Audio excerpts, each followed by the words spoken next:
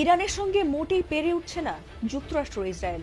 তাদের লাগাতার হামলায় অত্যাধুনিক যুদ্ধবিমানগুলো একের পর এক ভূপাতিত হচ্ছে, আর তাতে বারবার কার্যত পিছিয়ে আসতে চাইছে ট্রাম্প।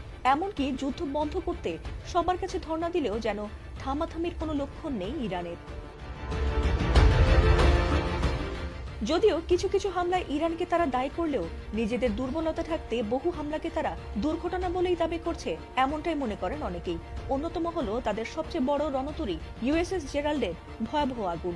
এমনকি সম্প্রতি ওয়াশিংটনে তাদের তেল শোধনাগারে ভয়াবহ বিস্ফোরণ হলেও সেটি নাকি দুর্ঘটনায় হয়েছে, এমনটাই দাবি করছে ট্রাম্প প্রশাসন।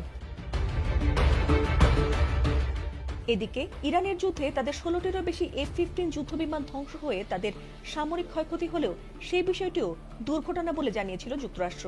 সময়টা আমেরিকার জন্য বেশ খারাপ গেলেও সেই খারাপের মাত্রা আরো বাড়িয়ে দিতেই যেন আবারও মার্কিন যুদ্ধবিমান বিধ্বস্ত হওয়ার খবরটি সামনে এলো। আর সেটি এতটাই ভয়াবহভাবে বিধ্বস্ত হয়েছে যে বিমানে থাকা 115 জন সেনার মধ্যে 90 জনই নিহত হয়েছেন বলে জানা গেছে।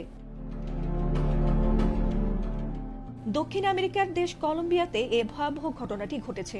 সেখানে মার্কিন লকহিড C-130 হারকিউলিস যুদ্ধবিমান বিধ্বস্ত হয়ে নিহতের সংখ্যা বেড়ে দাঁড়িয়েছে 90 জনে।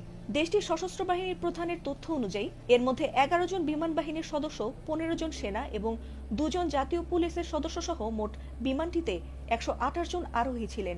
দুর্ঘটনার পর স্থানীয় বাসিন্দারা প্রথমেই উদ্ধার কাজ শুরু করেন। পরে সেনাবাহিনী ঘটনাস্থলে পৌঁছালেও দুর্গম এলাকার কারণে উদ্ধার কাজে বিঘ্ন ঘটে। এ নিয়ে দেশটির প্রতিরক্ষা মন্ত্রী পেদ্রো সানচেজ জানান, বিমানটি উড্ডয়নের সময় রানওয়ের শেষ প্রান্তে আঘাত লাগে এবং পরে একটি ডানায় গাছের সঙ্গে ধাক্কা লাগার কারণে বিমানটিতে আগুন ধরে বিস্ফোরিত হয়। বর্তমানে বহু আহতকে হাসপাতালে ভর্তি করা হয়েছে। আহতদের মধ্যে কয়েকজনের অবস্থা আশঙ্কাজনক বলে জানা গেছে।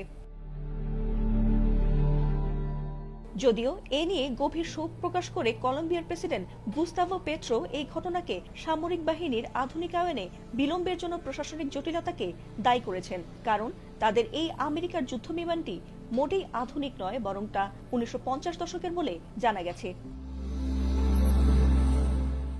ফাতিমা সুলতানা, ATN বাংলা।